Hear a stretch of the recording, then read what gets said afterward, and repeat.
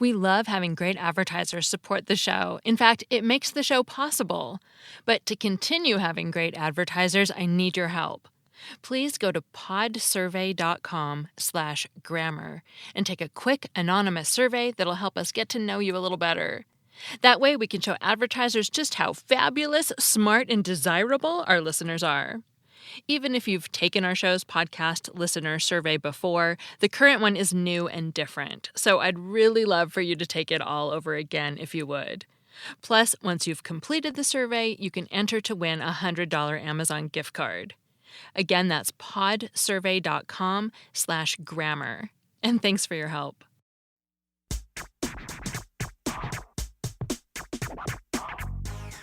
Grammar Girl here. I'm Mignon Fogarty, and it's that time of year again, National Grammar Day. Yes, March 4th is almost here, and in what has become a National Grammar Day tradition, grammar lovers have been using Twitter to submit their entries in the annual National Grammar Day haiku contest using the hashtag Grammar Day.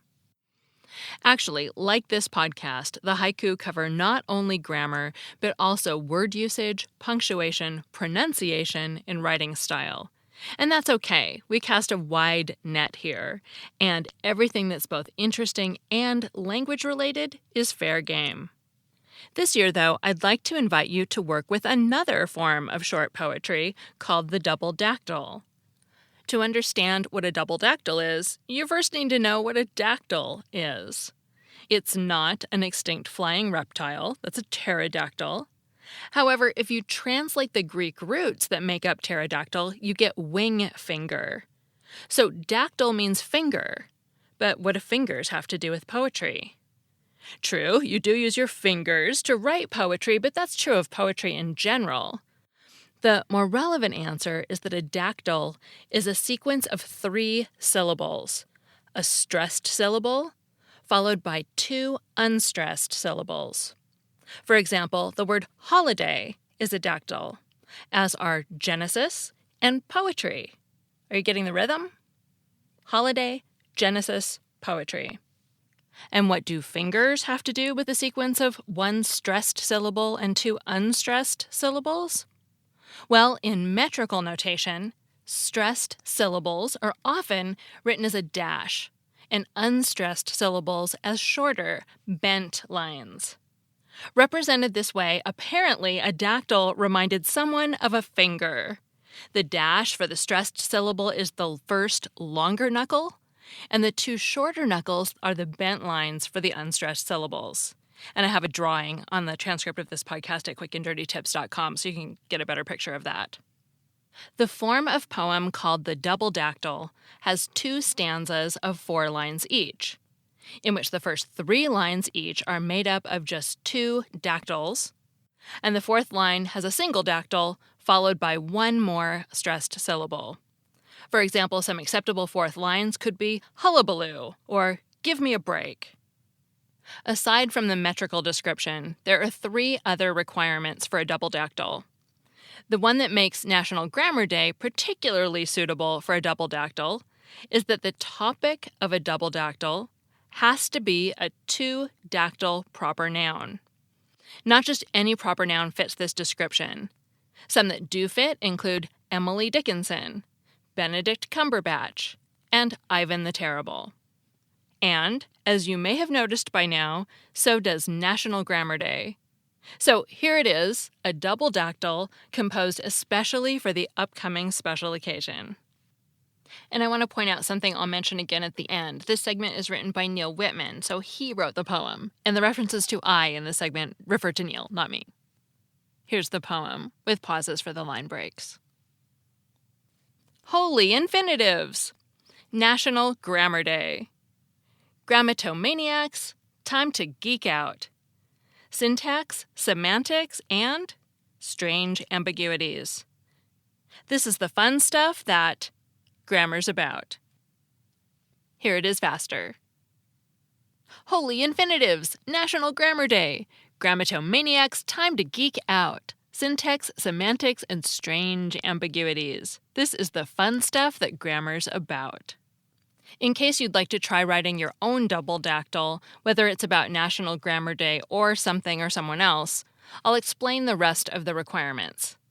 They can be found in the introduction to the book Jiggery Pokery, a compendium of double dactyls, which was edited by John Hollander and Anthony Hecht, the inventor of the double dactyl. That's right, unlike haiku, limericks, or sonnets, the double dactyl has a known inventor. In the book, Hecht explains that he invented the form in 1951, when he was looking for a poem in which the word schistosomiasis could take up an entire line all by itself.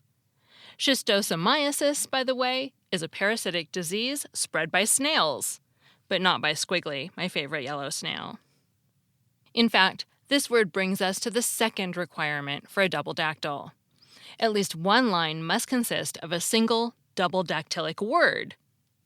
Furthermore, just to make things more difficult, Hecht and Hollander declared that no double dactylic word should be used in more than one double dactyl poem.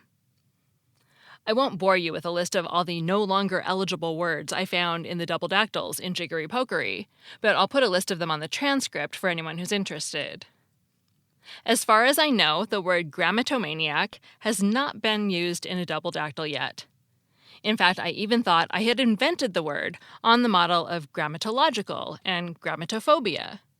Then I searched for it and found that it was coined by H.L. Mencken in 1922 when he wrote this.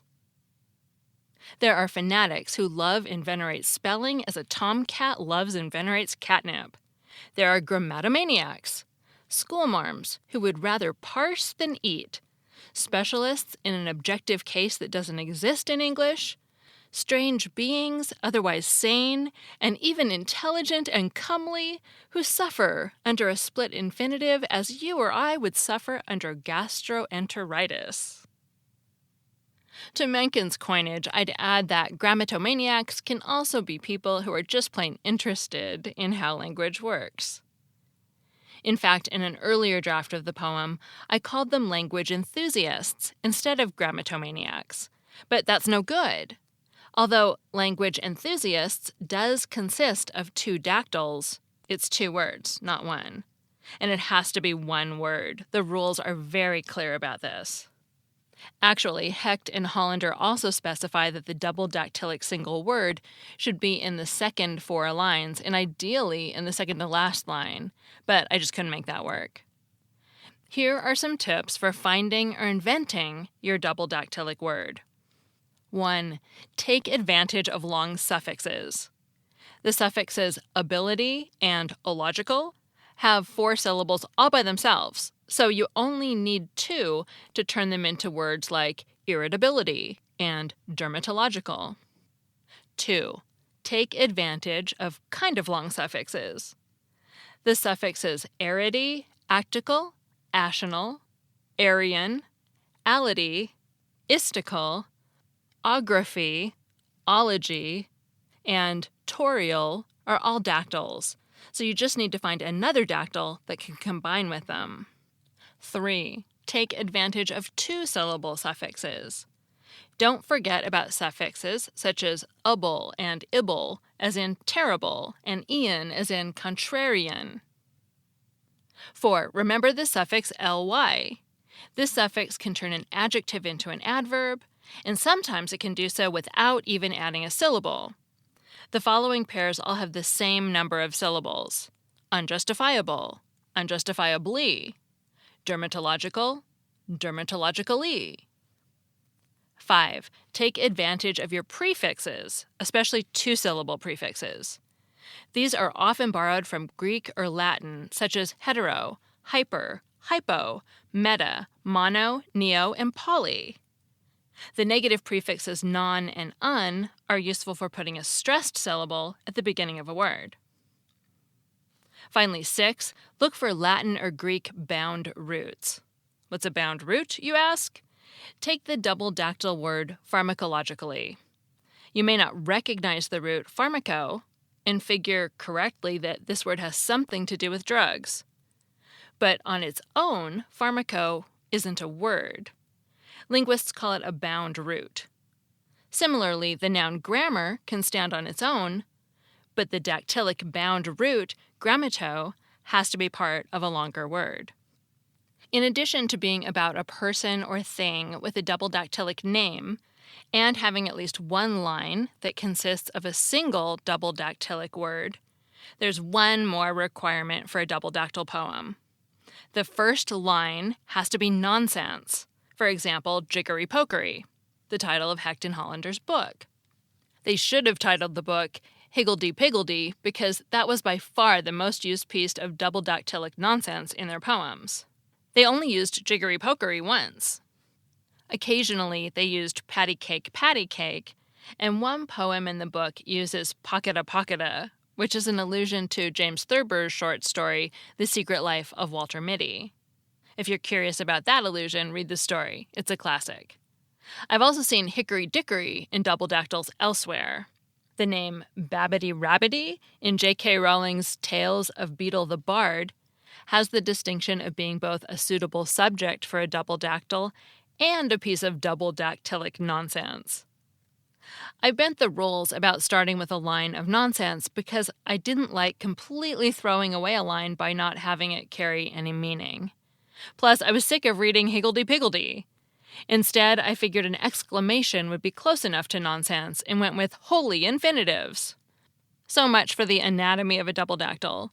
Since I've spotlighted syntax and semantics in the fifth line of my double dactyl, this is a good time to give a quick and dirty distinction between the two. Syntax is about the structure of a string of words, and semantics is about the meaning. Sometimes the same string of words can have different invisible structures, which correspond to different meanings. These are the strange ambiguities of the sixth line of my poem. A good example is the ambiguity, "make me a sandwich," the classic grammar joke that was the subject of episode 442. Make me a sandwich. Do I want someone to assemble a sandwich for me or turn me into a sandwich? There are also stranger ambiguities in which you get multiple meanings even without different structures. For example, there's the sentence, "Every year somebody's dog gets killed by a deer," which Gretchen McCulloch wrote about in episode 422. It had 8 possible meanings. And though opinions can differ, my opinion is that this is the fun stuff about grammar. Tell us what you think grammar's all about in your own double dactyl.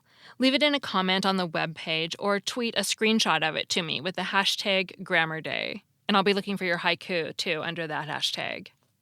That piece was written by Neil Whitman, an independent researcher and writer on language and grammar. He blogs at literalminded.wordpress.com and tweets at literalminded. Thanks this week to Eric Deckers, who posted to Instagram that he listened to the podcast on his way to the SpaceX launch at NASA. Amanda, who listens while making stuff in her fabulous craft room. And Heather, who listens while driving through the snowy foothills west of Denver with her sons going back and forth to hockey practice. I'm Mignon Fogarty, better known as Grammar Girl. You can find all my old Grammar Girl podcasts and articles at quickanddirtytips.com. Also, we had a technical problem with the podcast feed last week. So the show was ready on time, but it went out a few days late. So I'm sorry if that messed up your listening schedule. And thanks to Jennifer, who first caught the problem.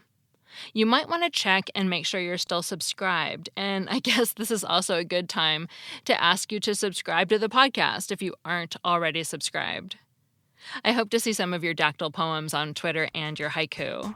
That's all. Thanks for listening.